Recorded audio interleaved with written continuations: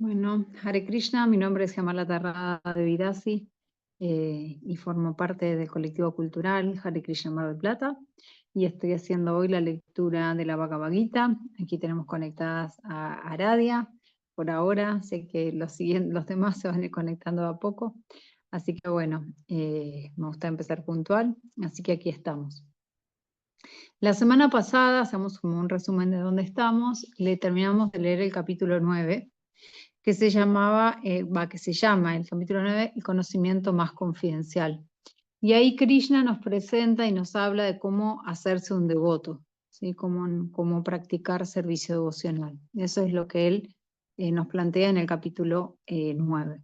Y en el capítulo 10, Krishna va a empezar a hablar de sus opulencias. El capítulo 10 habla de las opulencias de Krishna, y de hecho este capítulo se llama La opulencia del absoluto.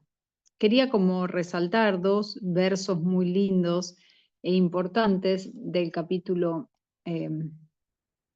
9. Primero, el verso número 26, que dice: si alguno me ofrece con amor y devoción una hoja, una flor, una fruta o agua, yo la aceptaré. Un verso muy conocido y también, bueno, una forma muy sencilla, muy fácil, muy clara, muy práctica de practicar servicio devocional, de convertirse en un devoto y de poder ofrecerle a Krishna lo que tenemos. Y el capítulo 10 cierra, el capítulo 9, el conocimiento más confidencial, cierra con el verso 34 que dice: siempre ocupa la mente en pensar en mí, vuélvete devoto mío, y ofréceme reverencias y adórame a mí. Estando completamente absorto en mí, es seguro que vendrás a mí. Bueno, también un verso muy lindo, y también donde Krishna nos confirma, nos confirma y nos asegura, ¿no? Estando completamente absorto en mí, es seguro que vendrás a mí. Entonces, bueno, esta es lo que Krishna nos dice, ¿no? Ocupa la mente en pensar en mí, vuélvete devoto mío, ofréceme reverencias y adórame a mí. Y así, de esa manera, vos vas a poder estar absorto en él, y de esa manera es seguro que irás con él. Bueno, así es como terminó el capítulo 9.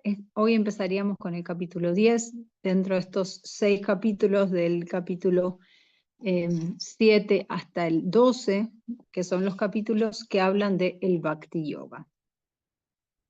Capítulo 10 se llama La opulencia del absoluto, como dijimos. Entonces, bueno, comencemos con una pequeña invocación. Om Namo Bhagavate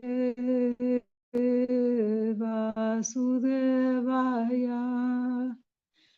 Om Namo Bhagavate Vasudevaya. Om Namo Bhagavate Vasudevaya. Bueno, entonces comenzamos con la lectura del capítulo 10 de este hermoso libro, la Bhagavad Gita, tal como es traducido y dados los significados por su divina gracia, hace Bhaktivedanta Swami Srila Prabhupada. Primeros versos, y desde el verso número 1 y hasta el número 7, acá Burijan Prabhu nos dice que acá Krishna describe que su origen es imposible de entender, pues él es la fuente de todo. Eso que ha ido creando no puede entender, eso que ha sido creado no puede entender independientemente a su propia fuente. Quien comprende esto sirve a Krishna con devoción. Bueno, esos serían los primeros 7 versos. Así que, teniendo eso en mente, comenzamos con la lectura del primer verso del capítulo 10. La Suprema Personalidad de Dios dijo: vuelve a escuchar, oh Arjuna, el de los poderosos brazos. Como tú eres mi amigo querido, para beneficio tuyo voy a seguir hablando y voy a impartir un conocimiento que es mejor que lo que ya he explicado. Significado. Parayara Muni explica la palabra Bhagavan de la siguiente manera: aquel que está colmado de 6 opulencias, que tiene plena fuerza, plena fama, riqueza, conocimiento, belleza y renunciación es Bhagavan o la suprema personalidad de Dios. Mientras Krishna se hallaba en esta tierra, exhibió todas esas 6 opulencias. Por consiguiente, grandes sabios, tales como Parayaramuni, han aceptado todos a Krishna como la suprema personalidad de Dios. Ahora Krishna está instruyendo a Arjuna en un conocimiento más confidencial acerca de sus opulencias y su trabajo. Ya anteriormente, comenzando con el capítulo 7, el Señor explicó sus diferentes energías y cómo éstas actúan. Pues bien, en este capítulo, Él le explica a Arjuna sus opulencias específicas. En el capítulo anterior, Él ha explicado claramente sus diferentes energías para establecer la devoción con una convicción firme. En este capítulo, Él le habla a Arjuna de nuevo acerca de sus manifestaciones y diversas opulencias. Cuanto más se oye hablar de Dios Supremo, más se establece uno en el servicio devocional. Siempre se debe oír hablar acerca del Señor en compañía de devotos. Eso realzará el servicio devocional de uno. Los discursos que se dan en la sociedad de devotos solo se pueden llevar a cabo entre aquellos que verdaderamente están ansiosos de tener conciencia de Krishna. Los demás no pueden participar en esos discursos. El Señor le dice a Arjuna claramente que, como Arjuna le es muy querido, esos discursos se están llevando a cabo para beneficio suyo. Texto número 2. Ni las legiones de semidioses ni los grandes sabios conocen mi origen ni mis opulencias, ya que en todos los aspectos yo soy la fuente de los semidioses y los sabios. Significado.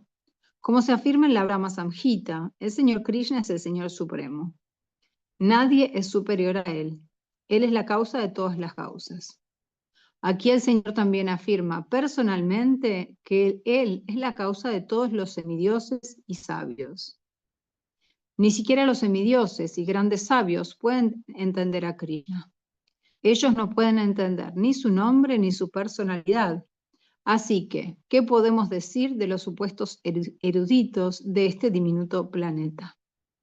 Nadie puede entender por qué este Dios supremo viene a la Tierra como un ser humano ordinario y ejecuta actividades tan maravillosas y fuera de lo común. Voy a tomar un poquito de agua. Uno debe saber entonces que la erudición no es la cualidad necesaria para entender a Krishna. Hasta los semidioses y los grandes sabios han tratado de entender a Krishna mediante su especulación mental y no lo han logrado. En el Srimad Bhagavatam también se dice claramente que ni siquiera los grandes semidioses son capaces de entender la suprema personalidad de Dios. Ellos pueden especular hasta los límites de sus sentidos perfectos y pueden llegar a la conclusión opuesta del impersonalismo, de algo que no hayan manifestado las 3 cualidades de la naturaleza material. O ellos pueden imaginar algo mediante la especulación mental, pero no es posible entender a Krishna mediante esta necia especulación.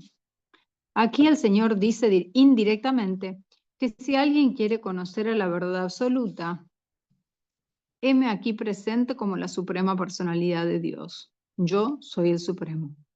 Uno debe saber eso. Aunque uno no puede entender al inconcebible Señor que está presente personalmente, no obstante, Él existe. Nosotros podremos entender de hecho a Krishna, quien es eterno y está lleno de bienaventuranza y conocimiento, si tan solo estudiamos sus palabras en el Bhagavad Gita y el Srimad Bhagavatam. El concepto de Dios como algún poder gobernante o como el Brahman impersonal pueden llegar a entenderlo las personas que se encuentran en el plano de la energía inferior del Señor. Pero la personalidad de Dios no se lo puede concebir a menos que se esté en la posición trascendental. Como la mayoría de los hombres no pueden entender a Krishna en su verdadera situación, Él desciende por su misericordia sin causa a favorecer a esos especuladores. Mas, a pesar de las extraordinarias actividades del Señor Supremo, esos especuladores, debido a la contaminación de que son objeto en el plano de la energía material, siguen pensando que el Brahman impersonal es el Supremo. Solo los devotos que están plenamente entregados al Señor Supremo pueden entender por la gracia de la personalidad suprema que Él es Krishna. Los devotos del Señor no le hacen caso a la concepción de Dios como el Brahman impersonal. Su fe y devoción los lleva a entregarse inmediatamente al Señor Supremo, y por la misericordia sin causa de Krishna, ellos pueden entender a Krishna. Nadie más puede entenderlo. De modo que hasta los grandes sabios concuerdan. ¿Qué es el Atma? ¿Qué es el Supremo? Es aquel a quien tenemos que adorar. Texto número 3. Aquel que me conoce como el innaciente, como el que no tiene principio, como el supremo Señor de todos los mundos. Solo Él, que entre los hombres está libre de engaño, se libera de las reacciones de los pecados. Significado. Como se dice en el capítulo 7, en el 7.3, Manusyanam sahasreshu kaschid yatati siddhaye. Aquellos que están tratando de elevarse hasta el plano de la comprensión espiritual no son hombres ordinarios. Ellos son superiores a millones y millones de hombres ordinarios que carecen de conocimiento acerca de la iluminación espiritual.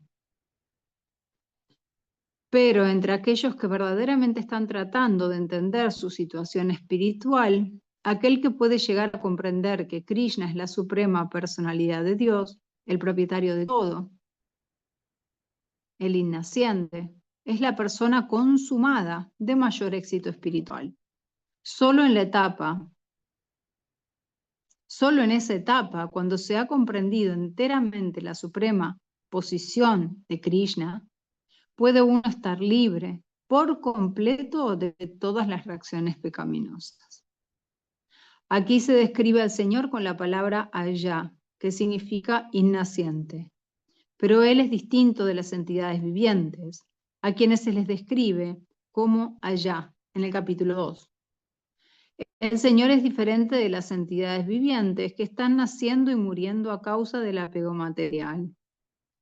Las almas condicionadas están cambiando sus cuerpos, pero el cuerpo de Él es incambiable. Incluso cuando Él viene a este mundo material, lo hace como el mismo innaciente. Por lo tanto, en el 4º capítulo se dice que el Señor, en virtud de su potencia interna, no se halla bajo el control de la energía material inferior, sino que siempre se halla en el plano de la energía superior.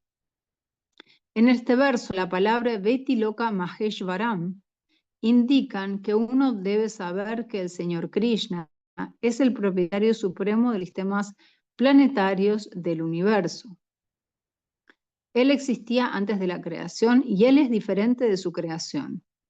Todos los semidioses fueron creados dentro de este mundo material, pero en lo que respecta a Krishna, se dice que Él no es creado. Así pues, Krishna es diferente incluso de los grandes semidioses, tales como Brahma y Shiva. Y como Él es el creador de Brahma y Shiva y todos los demás semidioses, Él es la persona suprema de todos los planetas. Shri Krishna es entonces diferente de todo lo creado, y cualquiera que lo conozca de ese modo se libera de inmediato de todas las reacciones pecaminosas. Para tener conocimiento acerca del Señor Supremo, uno debe estar liberado de las actividades pecaminosas. A Él solo se lo puede conocer por medio del servicio devocional y por ningún otro medio, tal como se declara en el Bhagavad Gita. Uno no debe tratar de entender a Krishna como si Él fuera un ser humano. Como se dijo antes, solo una persona necia lo considera a Él un ser humano. Ello se expresa aquí de nuevo de una manera diferente. Un hombre que no es necio, que es lo suficientemente inteligente como para entender la posición constitucional de la divinidad, siempre está libre de todas las reacciones pecaminosas. Si a Krishna se lo conoce como el hijo de Devaki, entonces, ¿cómo puede ser innaciente? Eso también se explica en el Srimad Bhagavatam. Cuando él apareció ante Devaki y Vasudeva, no nació como un niño ordinario. Él apareció en su forma original y luego se transformó en un niño ordinario. Todo lo que se hace bajo la dirección de Krishna es trascendental. Ello no puede contaminarse con las reacciones materiales, las cuales pueden ser favorables o desfavorables. La concepción de que en el mundo material hay unas cosas favorables y otras desfavorables es más o menos una invención mental, pues en el mundo material no hay nada favorable. Todo es desfavorable, porque la propia cobertura material es desfavorable. Nosotros tan solo imaginamos que es favorable. Lo verdaderamente favorable depende de las actividades que se realizan en el plano de conciencia de Krishna, con plena devoción y servicio. Si de algún modo queremos, pues, que nuestras vidas, que nuestras actividades sean auspiciosas, debemos trabajar entonces bajo las indicaciones del Señor Supremo. Esas indicaciones se dan en escrituras autoritativas, tales como el Srimad Bhagavatam y el Srimad Bhagavad Gita, o las da un maestro espiritual genuino, como el maestro espiritual es el representante del Señor Supremo. Sus indicaciones son directamente las indicaciones del Señor Supremo. El maestro espiritual, el maestro espiritual, las personas santas y las escrituras dirigen de la misma manera. En sánscrito a veces se dice Guru, Sadhu y Shastra. Esto mismo, ¿no? Guru, el maestro espiritual, Sadhu, las personas santas, y las escrituras es Shastra. Entre estas tres fuentes no hay ninguna contradicción. Todas las acciones que se hacen bajo esa dirección están libres de las reacciones de las actividades piadosas o impías de este mundo material.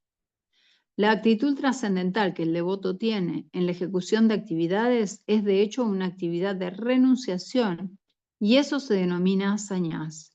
Como se declara en el primer verso del 6º capítulo del Bhagavad Gita, aquel que actúa como una cuestión de deber porque así se lo ha ordenado el Señor Supremo y que no busca refugiarse en los frutos de sus actividades es un verdadero renunciante.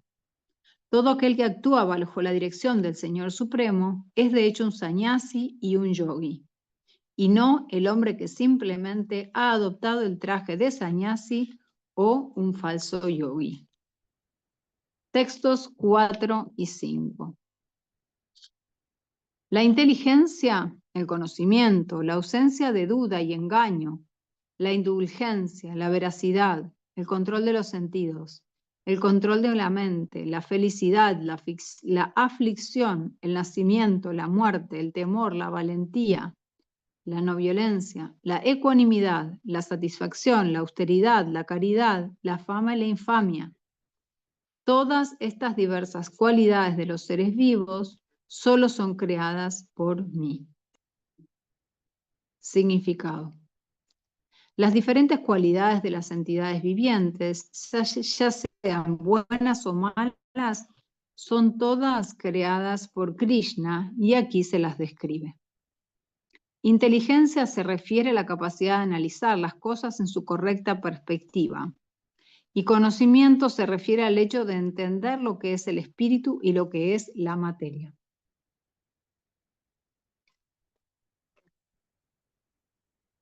El conocimiento ordinario que se obtiene con una educación universitaria es relativo únicamente a la materia, y aquí no se lo acepta como conocimiento.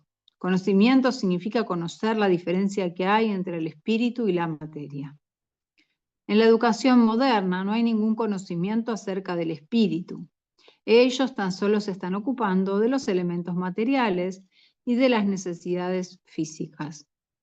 Por consiguiente, el conocimiento académico no es completo.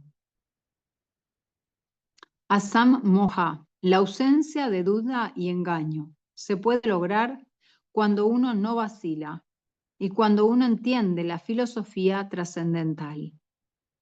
Lentamente, pero con certeza, uno se libra de la confusión. No se debe aceptar nada a ciegas. Todo se debe aceptar con cuidado y precaución. Llama, la tolerancia e indulgencia es algo que se debe poner en práctica.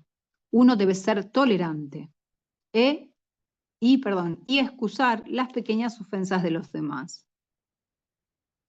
Satyam, veracidad, significa que los hechos se deben presentar tal como son para beneficio de los demás. No se deben tergiversar los hechos. Según las convenciones sociales, se dice que uno puede hablar la verdad únicamente cuando les resulte agradable a los demás. Pero eso no es veracidad. La verdad se debe hablar de un modo franco, de manera que los demás puedan saber cuáles son los hechos. Si un hombre es un ladrón y a la gente se le advierte que él es un ladrón, esa es la verdad. Aunque a veces la verdad sea desagradable, uno no debe dejar de hablarla. La veracidad exige que se presenten los hechos tal como son, para beneficio de los demás. Esa es la definición de verdad. El control de los sentidos significa que estos no se deben emplear para el disfrute personal innecesario. No hay nada que prohíba satisfacer las verdaderas necesidades de los sentidos, pero el disfrute innecesario de los sentidos va en detrimento del avance espiritual. Por lo tanto, se debe reprimir el uso innecesario de los sentidos. De forma similar, uno debe evitar que la mente se entregue a pensamientos innecesarios. Eso se denomina llama. Uno no debe perder el tiempo en considerar cómo hacer dinero. Ese es un mal uso de la capacidad de pensar. La mente se debe utilizar para entender la necesidad fundamental de los seres humanos, y ello se debe presentar de un modo autoritativo. La capacidad de pensar se debe desarrollar en compañía de personas que sean autoridades en las escrituras, personas santas, maestros espirituales y aquellos cuyo pensamiento está sumamente desarrollado. Sukam, el placer o la felicidad, siempre deben proceder de aquello que sea favorable para el cultivo del conocimiento espiritual del proceso de conciencia de Krishna. E igualmente, aquello que es doloroso, que causa aflicción, es aquello que es desfavorable para el cultivo de conciencia de Krishna. Todo lo que sea favorable para el desarrollo de conciencia de Krishna se debe aceptar, y todo lo desfavorable se debe rechazar. Baba, el nacimiento, se debe entender que se refiere al cuerpo. En lo que respecta al alma, para ella no hay ni nacimiento ni muerte. Eso ya lo hemos discutido al comienzo del Bhagavad Gita. El nacimiento y la muerte se le aplican al cuerpo que uno ha adquirido en el mundo material. El temor se debe a la preocupación por el futuro. Una persona con conciencia de Krishna no tiene temor, porque por sus actividades es seguro que irá de vuelta al cielo espiritual, de vuelta al hogar, de vuelta a Dios. Así pues, su futuro es muy brillante. Otros, sin embargo, no saben lo que el futuro les depara. Ellos no tienen conocimiento de lo que la siguiente vida les depara. De manera que, por eso, se hallan en un estado de ansiedad constante. Si queremos librarnos de la ansiedad, entonces lo mejor es entender a Krishna y siempre estar situado en el plano de conciencia de Krishna. De ese modo estaremos libres de todo temor. En el Srimad Bhagavatam 11.2.37 se declara: el temor lo causa nuestra absorción en la energía ilusoria. Pero aquellos que están libres de la energía ilusoria, aquellos que están seguros de que no son el cuerpo material, que están seguros de que son partes espirituales de la Suprema Personalidad de Dios, que por ende están dedicados al trascendental servicio de la Divinidad Suprema, no tienen nada que temer. Su futuro es muy brillante. Ese temor es una condición propia de las personas que no se hallan en estado de conciencia de Krishna. Abhayam, aula valentía, solo puede existir en aquel que se halla en estado de conciencia de Krishna. Ahimsa, no violencia, significa que uno no debe hacer nada que ponga a otros en una situación de sufrimiento o confusión. Las actividades materiales que prometen los muchos políticos, sociólogos, filántropos, etc., no producen muy buenos resultados, ya que los políticos y filántropos no tienen una visión trascendental. Ellos no saben qué es lo verdaderamente beneficioso para la sociedad humana. Ahimsa significa que la gente debe ser adiestrada de modo tal que se pueda lograr la plena utilización del cuerpo humano. El cuerpo humano es para la iluminación espiritual, así que cualquier movimiento o cualesquiera comisiones que no fomenten ese fin, cometen un acto de violencia contra el cuerpo humano. Aquello que fomenta la felicidad espiritual futura de la generalidad de la gente se denomina no violencia. ¡Wow! Está increíble esta descripción de la no violencia de Srila Prabhupada. Ahimsa siempre, o sea, cuando nosotros tomamos votos en el momento de la iniciación, uno es ahimsa, es la no violencia, ¿no? Y siempre la relacionamos a no comer carne, ni huevos, ni pescado, ¿sí? No comer nada animal, de esa manera no causar violencia hacia otras entidades vivientes. Y acá me gustó mucho porque él dice, la no violencia significa que uno no debe hacer nada que ponga a otros en una situación de sufrimiento o confusión. O sea, es mucho más amplio por ahí de lo que nosotros en general lo consideramos, ¿no? Me gustó mucho esta definición. Bueno, siguiente palabra que describió acá Srila Prabhupada, samatha. Ecuanimidad se refiere al hecho de estar libre del apego y la aversión. Estar muy apegado o estar muy desapegado no es lo mejor. Este mundo material se debe aceptar sin apego ni aversión. Aquello que es favorable para la prosecución del cultivo de conciencia de Krishna se debe aceptar. Aquello que es desfavorable se debe rechazar. Eso se denomina samatha, ecuanimidad. Una persona en estado de conciencia de Krishna no tiene nada que rechazar ni nada que aceptar, más que en función de la utilidad de las cosas en la prosecución del cultivo de conciencia de Krishna. Tushti, satisfacción, significa que uno debe estar ansioso de adquirir cada vez más bienes materiales por medio de actividades innecesarias. O sea, uno no debe estar ansioso de adquirir cada vez más cosas materiales. Uno debe sentirse satisfecho con lo que sea que obtenga por la gracia del Señor Supremo. Eso se denomina satisfacción. Tapas significa austeridad o penitencia.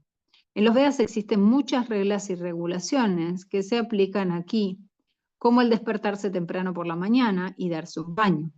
A veces es muy difícil levantarse temprano por la mañana, pero cualquier dificultad como esa que uno afronte voluntariamente se denomina penitencia. De igual forma, hay prescripciones por las que se debe ayunar en ciertos días del mes, lo que nosotros llamamos Ekadashi.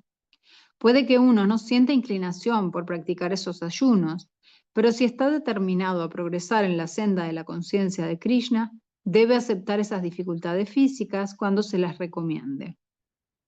Sin embargo, uno no debe ayunar innecesariamente o en contra de las disposiciones védicas. Uno no debe ayunar con algún fin político. Eso se describe en el Bhagavad Gita como ayuno en el plano de la ignorancia.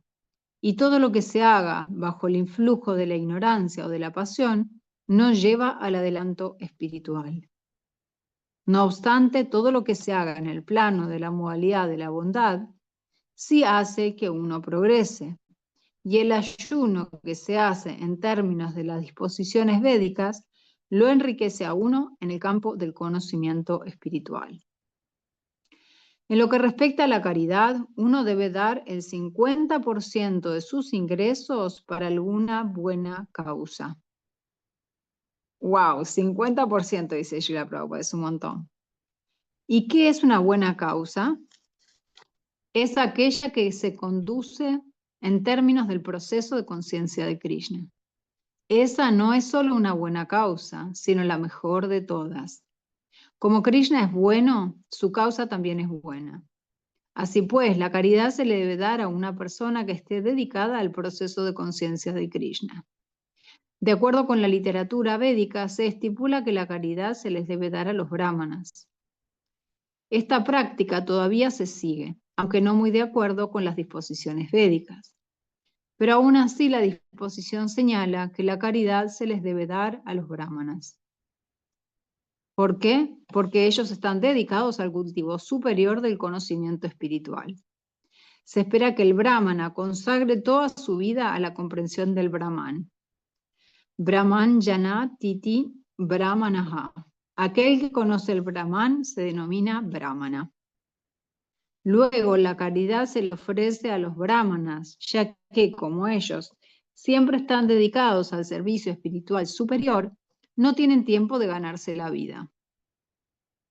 En la literatura védica también se dice que la caridad se le debe otorgar al que renuncia a la vida ordinaria, al sannyasi. Los sannyasis mendigan de puerta en puerta, mas no en busca de dinero, sino con propósitos misioneros. El sistema consiste en que ellos van de puerta en puerta para despertar del sopor de la ignorancia a los miembros del hogar. Puesto que los miembros del hogar están dedicados a los asuntos familiares y han olvidado el verdadero objetivo que deben tener en la vida, el de despertar su conciencia de Krishna, los sannyasis tienen la tarea de ir como mendigos a los hogares y animar a sus miembros a que se vuelvan conscientes de Krishna. Como se dice en los Vedas, uno debe despertarse y lograr lo que le corresponde en esta forma de vida humana. El conocimiento y el método para ello lo distribuyen los sannyasis, de modo que la caridad se le debe dar al que renuncia a la vida común, a los brahmanas y a buenas causas similares, y no a cualquier causa caprichosa. Yashas, fama. La fama debe ser como lo indicó el señor Chaitanya, quien dijo que un hombre es famoso cuando es conocido como un gran devoto. Eso es verdadera fama. Si uno se ha vuelto un gran hombre en el proceso de conciencia de Krishna y ello se llega a saber, entonces se es verdaderamente famoso. Aquel que no tiene esa clase de fama es infame. Todas esas cualidades se manifiestan por todo el universo en la sociedad humana y en la sociedad de los semidioses. Hay muchas formas de humanidad en otros planetas y en ellos se encuentran esas cualidades. Ahora bien, para aquel que quiera progresar en el cultivo de conciencia de Krishna, Krishna crea todas estas cualidades, pero la propia persona hace que se desarrollen en ella desde adentro. En aquel que se dedica al servicio devocional del Señor Supremo se desarrollan todas las buenas cualidades, según lo dispone el Señor Supremo. De todo lo que observemos, bueno o malo, el origen es Krishna. En este mundo material no se puede manifestar nada que no esté en Krishna. Eso es verdadero conocimiento. Aunque sabemos que las cosas son diferentes unas de otras, debemos darnos cuenta de que todo fluye procedente de Krishna. Wow. Texto 6.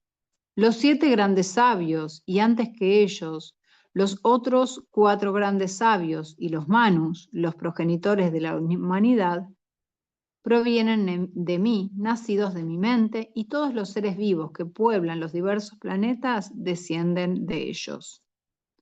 Significado. El Señor está presentando una sinopsis genealógica de la población del universo. Brahma es la criatura original que nace de la energía del Señor Supremo, a quien se lo conoce como Hiranyagarbha. Y de Brahma se manifiestan todos los 7 grandes sabios, y antes que ellos, otros 4 grandes sabios llamados Sanaka, Sananda, Sanatana y Sanat Kumara, así como también los 14 manus. Todos estos 25 grandes sabios son conocidos como los patriarcas de las entidades vivientes de todas partes del universo. Existen infinidad de universos e infinidad de planetas dentro de cada universo, y cada planeta está lleno de diferentes variedades de población. Todos ellos nacen de estos 25 patriarcas. Brahma hizo penitencias por 1000 años de los semidioses, antes de que por la gracia de Krishna llegara a percatarse de cómo crear. Luego de Brahma salieron Sanaka, Sananda, Sanatana y Sanatkumara, después Rudra, y posteriormente los 7 sabios, y de ese modo todos los brahmanas y kshatriyas nacen de la energía de la suprema personalidad de Dios. Brahma es conocido como Pitamaha, el abuelo, y Krishna es conocido como Prapitamaha, el padre del abuelo. Eso se afirma en el 11º capítulo del Bhagavad Gita 11.39. Texto 7. Aquel que está verdaderamente convencido de esta opulencia y poder místicos míos, se dedica al servicio devocional puro. De esto no hay ninguna duda. Significado. La cumbre más elevada de la perfección espiritual la constituye el conocimiento acerca de la suprema personalidad de Dios. A menos que uno esté firmemente convencido de las diferentes opulencias del Señor Supremo, no puede dedicarse al servicio devocional. Por lo general, la gente sabe que Dios es grande, pero no sabe en detalle de qué modo Dios es grande. He aquí los detalles. Si uno verdaderamente sabe cómo Dios es grande, entonces, de forma natural, se vuelve una entregada y se ocupa en el servicio devocional del Señor. Cuando uno llega a conocer en verdad las opulencias del Supremo, no queda otro recurso más que el de entregarse a Él. Ese conocimiento verdadero se puede adquirir de las descripciones del Srimad Bhagavatam, el Bhagavad Gita y escrituras similares. Para la administración de este universo existen muchos semidioses distribuidos por todo el sistema planetario. Los principales son Brahma, el señor Shiva y los 4 grandes Kumaras. Y todos ellos nacen del Señor Supremo Krishna. La suprema personalidad de Dios, Krishna, es el antepasado original de todos los antepasados. Esas son algunas de las opulencias del Señor Supremo. Cuando uno está firmemente convencido de ellas, acepta a Krishna con gran fe y sin ninguna duda, y se dedica al servicio devocional. Todo ese conocimiento específico es necesario para aumentar el interés de uno en el amoroso servicio devocional del Señor. Uno no debe desdeñar el esfuerzo de entender por completo cuán grande es Krishna, ya que al conocer la grandeza de Krishna, se podrá estar fijo en la ejecución de un servicio devocional sincero. Entonces, está muy bueno este capítulo porque nos está hablando ahora, digamos, de la grandeza del Señor. Antes nos enseñó cómo hacernos devotos, cómo hacer la práctica del Bhakti Yoga, y ahora nos está convenciendo, digamos, por sus opulencias. Entonces, como bien dijo acá al final de este significado Srila Prabhupada, uno debe desdeñar el esfuerzo de entender por completo cuán grande es Krishna. Para nosotros hay cosas que son inconcebibles de Krishna, que nosotros no las podemos entender con nuestra mente, pero al conocer su grandeza, o sea, igual debemos estudiarlas, aunque por ahí no las entendamos 100%, porque eso nos va a ayudar a estar fijos en la ejecución del servicio devocional, porque entendemos su grandeza y queremos servirlo. Bueno, ahora empieza un set de versos que son súper importantes, son el verso 8, 9, 10 y 11, que se llama el Chatur Shloki, que son los 4 versos que se dice que son como los versos más importantes de la Bhagavad Gita. Y tienen muchísimo contenido, son muy lindos y está muy bueno también estudiarlos. Entonces, bueno, texto número 8. Yo soy la fuente de todos los mundos materiales y espirituales. Todo emana de mí. Los sabios que saben esto perfectamente se dedican a mi servicio y me adoran con todo su corazón. Entonces, acá dos cosas. Primero, Él es la fuente de todo. Todo emana de Él. Y quienes son sabios y se dedican a servirlo, no, perdón, y quienes saben eso se dedican a servirlo. Son sabios o bueno, se dedican a servirlo y a adorarlo con todo su corazón. Esto es lo que dice este verso. Significado. Una persona muy erudita que ha estudiado los Vedas a la perfección, que ha recibido información procedente de autoridades tales como el señor Chaitanya y que sabe cómo aplicar esas enseñanzas, puede entender que Krishna es el origen de todo, tanto en el mundo material como en el mundo espiritual. Y puesto que ella sabe eso a la perfección, se establece firmemente en el servicio devocional del Señor Supremo. A ella nunca la pueden apartar del sendero ninguna cantidad de comentarios insensatos ni gente necia. Si alguien se sumó, si pueden cerrar su micrófono, se súper agradece. Toda la literatura védica acepta que Krishna es la fuente de Brahma, Shiva y todos los demás semidioses. En el Atharva Veda se dice, fue Krishna quien en el principio instruyó a Brahma en el conocimiento védico y quien divulgó el conocimiento védico en el pasado. Además, el Narayana Upanishad 1 dice, entonces Narayan, la personalidad suprema, deseó crear entidades vivientes. El Upanishad continúa diciendo, de Narayan nace Brahma y de Narayan también nacen los patriarcas. De Narayan nace Indra, de Narayan nacen los 8 Vasus, de Narayana nacen los 11 Rudras, de Narayana nacen los 12 Adityas. Ese Narayana es una expansión de Krishna. En los mismos Vedas se dice, el hijo de Devaki, Krishna, es la personalidad suprema. Narayana Upanishad 4. Luego se dice, al comienzo de la creación solo existía Narayana, la personalidad suprema. No había Brahma, ni Shiva, ni el agua, ni el fuego, ni la luna, ni el sol, ni cielo, ni tierra, ni estrellas en el cielo. Maha Upanishad 1.2. En el Maha Upanishad también se dice que el señor Shiva nació de la frente del Señor Supremo. Así pues, los Vedas dicen que a quien hay que adorar es el Señor Supremo, el creador de Brahma y Shiva. En el Moksha Dharma, Krishna también dice, los patriarcas, Shiva y otros son creados por mí, aunque ellos no lo saben porque están engañados por mi energía ilusoria.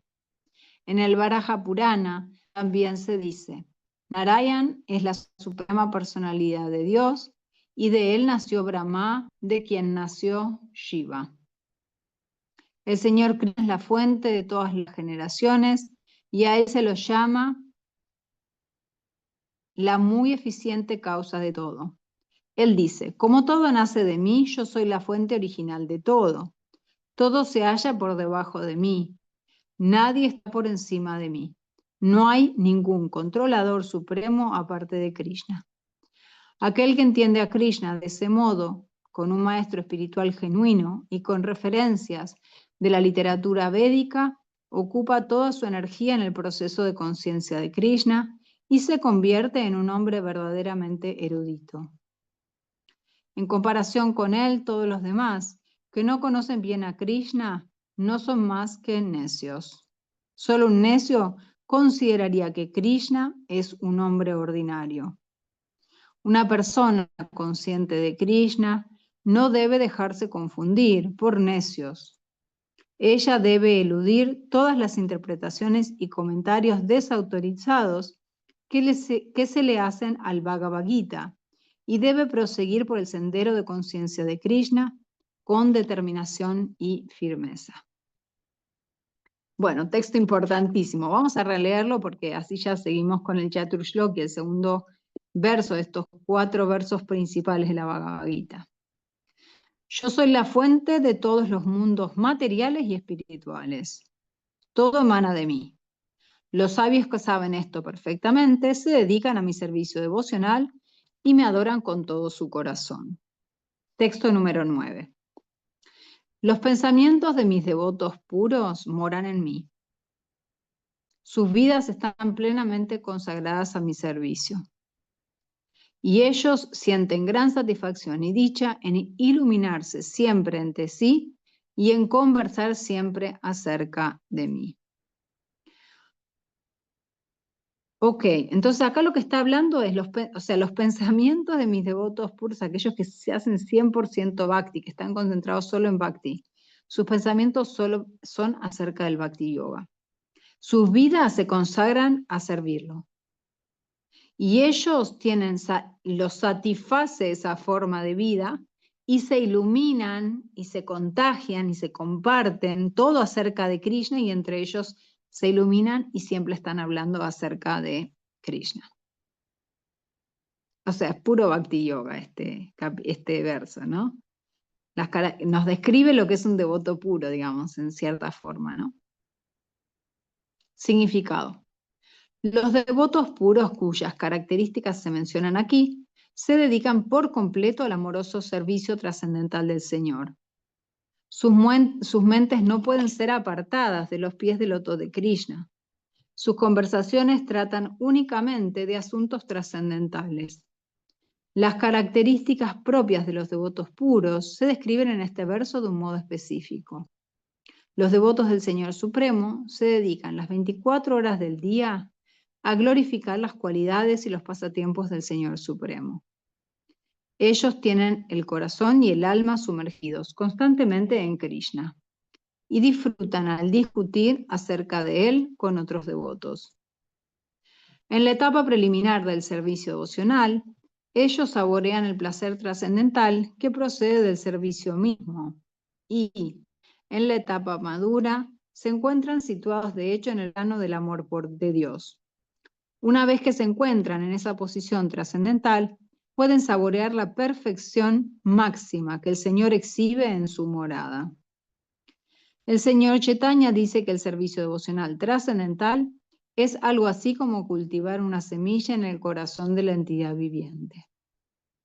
Existen infinidad de entidades vivientes que viajan por todos los diferentes planetas del universo, y entre ellas hay unas cuantas que son lo suficientemente afortunadas como para conocer a un devoto puro y tener la oportunidad de entender el servicio devocional.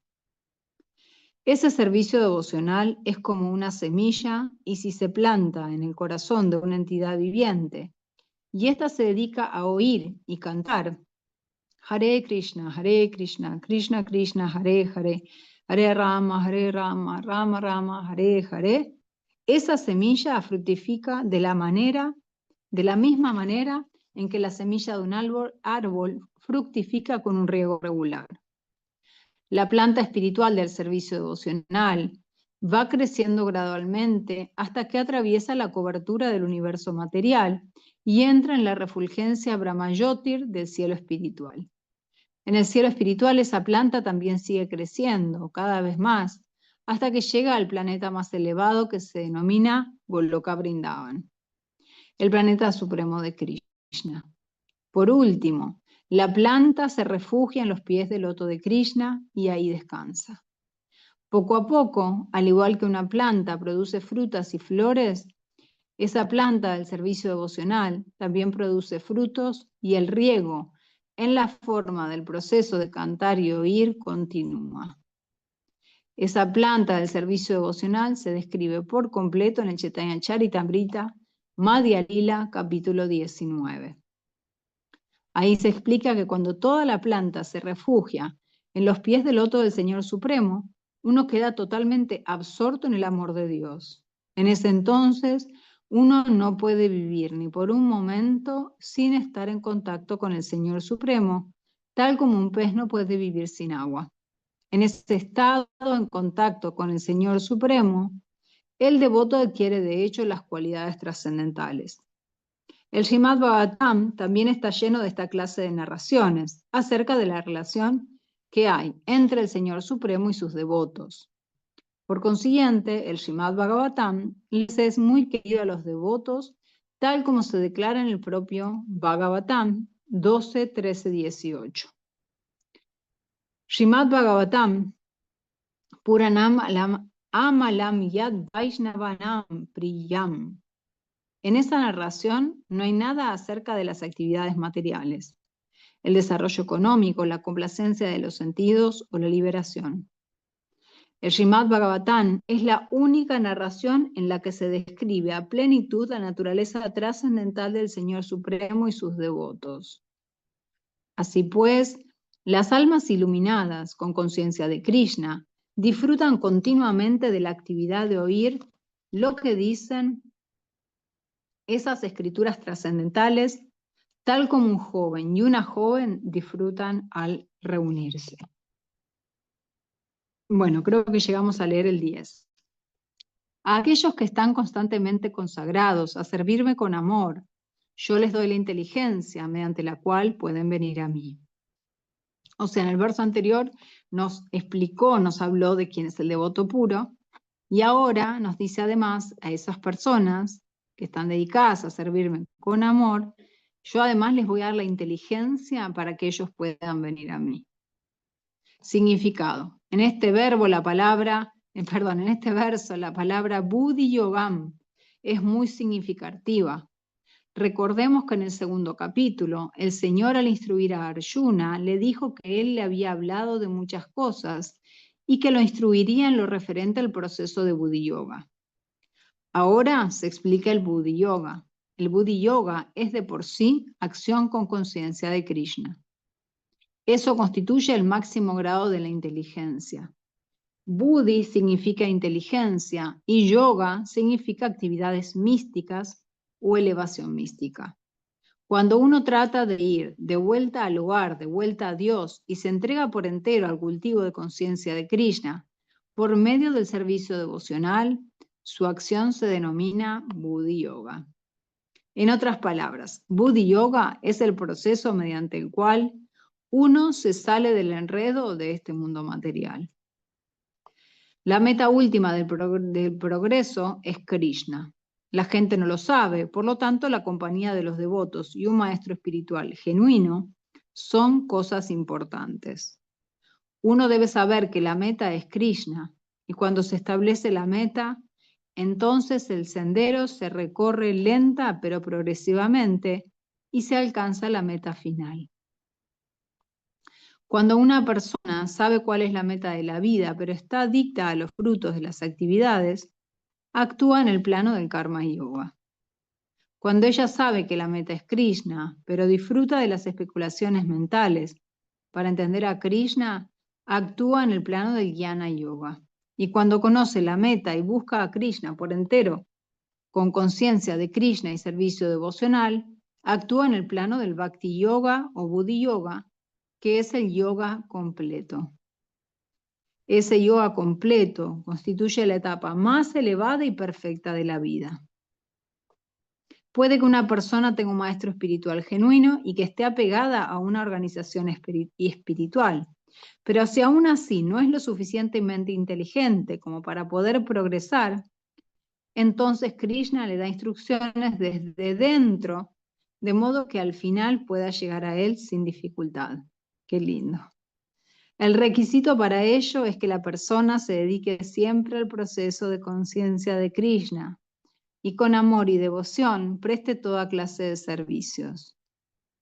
Ella debe realizar algún tipo de trabajo para Krishna y ese trabajo se debe hacer con amor. Si un devoto no es lo suficientemente inteligente como para poder progresar en la senda de la autorrealización, pero es sincero y dedicado a las actividades del servicio devocional, el Señor le da la oportunidad de progresar y al final llegar a Él. Bueno, vamos a dejar por acá, qué pena, no llegamos a hacer el último verso del Chatushloki, pero está bueno porque en el próximo encuentro podemos hacer un repaso y terminar estos versos. Bueno, no sé si alguien quiere hacer algún aporte, pregunta. Son una banda, hoy estoy viendo online, qué lindo. Dori, otra vez, ¿cómo has estado? Jackie, qué bueno que te sumaste. Juli, Rocío, Maxi, gracias por sumarse hoy. Bueno, estos versos fueron increíbles, son versos con mucho contenido, muy profundos. Y bueno, este Chatur Shloki habla, bueno, él es la fuente de todo, ¿no? Y todo emana de él. Tenemos que dedicarnos a su servicio y así de esa manera, después nos dice en el siguiente verso, cuando consagramos nuestras vidas realmente a su servicio, vamos a lograr encontrar satisfacción, iluminación, y entre nosotros, haciendo lo que estamos haciendo, poco a poco, ojalá, al charlar acerca de Krishna, vamos llegando hacia él. Eso sería un poco lo que quería, bueno, lo que quería decir, ¿no? Y Krishna, al estar nosotros consagrados a servirlo, él nos va a dar desde dentro, porque él está en nuestro corazón, desde dentro nos va a dar la inteligencia para poder llegar a él. Qué hermoso, estos versos son increíbles. Bueno, espero que les salga. Muy linda Aradi, clase. tenés abierto tu micrófono, no sé si querías aportar algo. Muy linda la clase, la verdad que muy explícita y bueno, uno recuerda todo, ¿no? Porque a veces uno no puede leer tanto, entonces uno recuerda.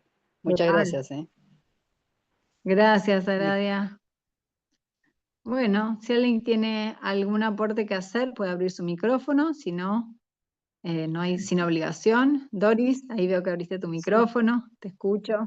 Hare Krishna, Hare gracias. Sí Krishna. pude conectarme y gracias, la verdad, un placer escucharte, Malata, linda la lectura y nada, me vino a la mente el tema del karma por la palabra acción y yo creo que a veces nos quedamos con nuestras malas acciones y me Mm, vino una reflexión de que tenemos la oportunidad de tener buenas acciones en relación a Dios y también en relación a las personas y demás en la modalidad de la bondad, ¿no? Se dice esto por medio de la piedad que muchos ejercen en diferentes religiones, ¿no? La piedad, la caridad y nada, decir que todo es útil si uno va a crecer espiritualmente y no bajonearnos, ¿no? Porque a veces decimos, no, no soy nada, no hice nada.